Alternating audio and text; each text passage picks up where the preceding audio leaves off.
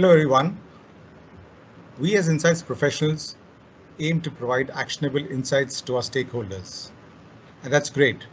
But every once in a while, we need to push the boundaries and provide not just actionable insights, but also lead in actioning the insights.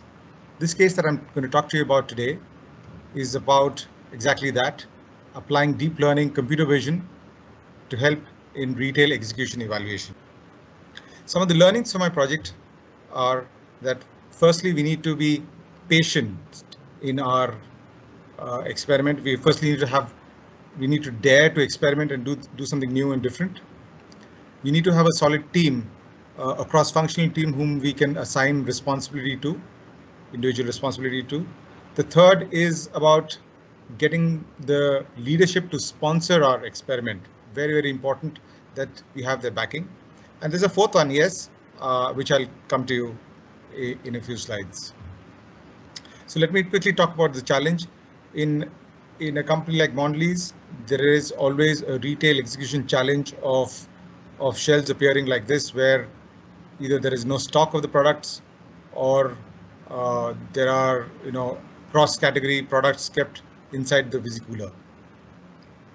So we gave them a lot of insights about how to change this, but the call from the management was, can you also help us measure the retail execution in the store and help us better it? The opportunity was also there at the same time. We have more than 3,000 plus feet on street who are going to these stores every week, and they're capturing a lot of information using their mobile devices. They're taking orders on the mobile device. And one of the things that they're additionally doing is capturing an image of the shelf of the Visicooler on their device. And hence we had a case. So with the existing infrastructure that we already had, we had a case to experiment and do something different. So firstly, what we did is we analyzed these images using technology. And this was really the core platform for our entire tech program. We used AI-based image recognition, and a tech firm helped develop it, which was really analyzing all the brands and the products kept inside the shelf or inside the Visicooler, and it really understood which are these brands, which are these SKUs in that Visicooler. The second thing we did is to measure the KPIs based on very, very specific definitions which the AI could understand, and then further give points or scores to each store. The third was to check whether this AI was really working out, and to test the accuracy of this particular AI intervention.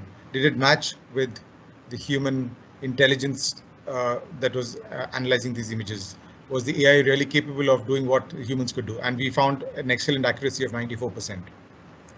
The second step was to really train the salesman to click images, and we gave him a lot of video training. We gave him a lot of actual physical training, but the reality was very different, because at the end, for example, this particular image that I'm showing here, there was a glare on the Visicooler which we can never train the salesman to click about.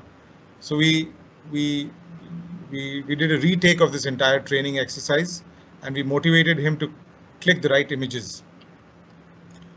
We gave him an app which made it, and a very easy app to operate. We made a clutter-free app for him to use. The data was synced offline at the end of the day, so there's no wastage of time at the store. And finally, we mapped his route for that particular day, so that becomes very easy for him. So at the end of it all, it became we removed all the hurdles and made it very easy for the salesman to give the images back to us. And the third important one was to really democratize the dissemination of these insights, and not just keep it at a PowerPoint presentation, which we so often and so easily do it. So firstly, the salesman himself was able to see his scores of the previous week and the week prior. So he knew how he was progressing in that particular store. For the territory sales officer, we provided him a Google map with the red, amber, green scores mapped and tagged on a Google map, so he could really identify what are the issue areas, where does he need to really focus on.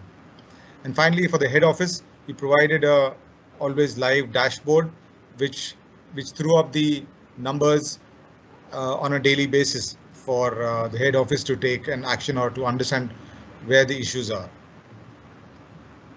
So while this is all about our experiment, the result was phenomenal for us because we saw a 12% incremental growth in these stores, which is scoring and improving their scores week on week. They were getting a high scores. We saw 12% growth, and this is phenomenal because just with the same amount of inputs, same amount of execution, without spending an additional rupee, we were able to generate incremental growth from these same stores. So yes, coming back to the actionable insights that I was talking about, how do we action insights? I talked about the three, and the fourth most important one is to recognize that human behavior change is much more difficult and much more important to change than technology. Technology is always there and it will keep improving for us. And even now that we use AI-based image recognition, there will be something new the following year. But the most important thing is to recognize that we need to change human behavior and listen to our end stakeholders, whether it is a salesman or whether it is the head office or whether it is the territory sales manager. And I'm very happy to share the next slide with you, which is really about how this human behavior change was implemented on ground.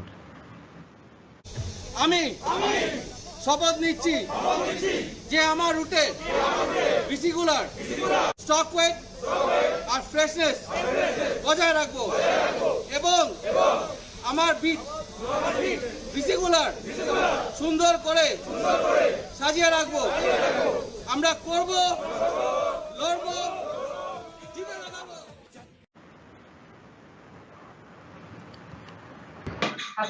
Tech session, so it's quite technical.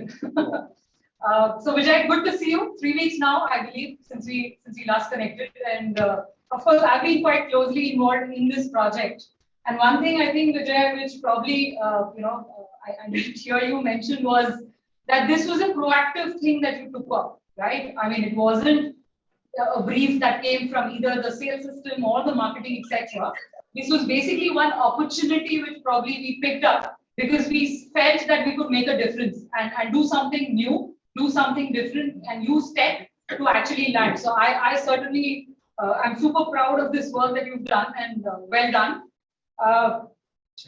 While we were, in the back room, and people were seeing this, etc. There was one question, Vijay, which was asked to me, and I think you should do justice, saying that, and typically the fact is that, working with the sales and making them do things is not easy. So what's your experience been on this, and is there something that you can tell which will help everyone who probably would want to do something with their sales team? How did you approach it? What did you do, and how did you convince them? Right. No, Sushma, absolutely. What you said is so true.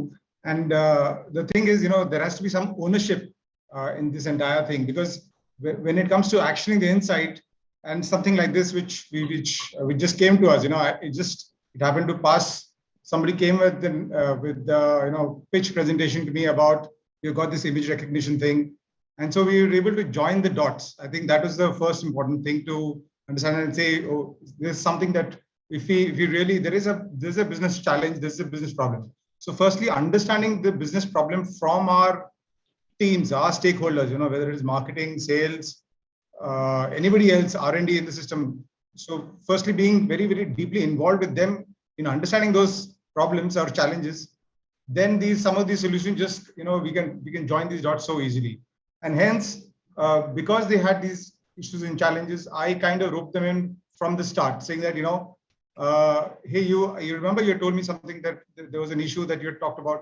So how I've got a brilliant idea to solve that. So I think that was one. And the second thing is the advantage with sales teams are they are very competitive, very competitive, much more than probably we at Insights or sometimes even marketing for that matter. So leverage that competitiveness amongst all the sales team to get things done. And Vijay, now, I'm trying to think of the impact, right, which is 12% growth, and the slogan that the team spoke about. What was your feeling when you saw that? What did you feel? And if you were to think of the journey, because it's not been an easy journey. So when you see it culminating like this, what did you feel? How did you react to that? To be honest, Sushma, the 12% growth was great, and I was very happy about it.